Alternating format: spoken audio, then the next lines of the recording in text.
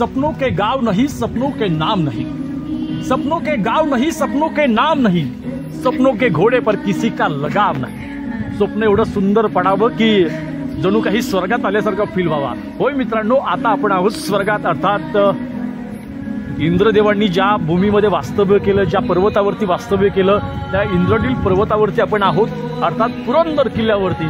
आणि पुरंदर किल्ला म्हणजे छत्रपती संभाजी महाराजांचं जन्मस्थळ।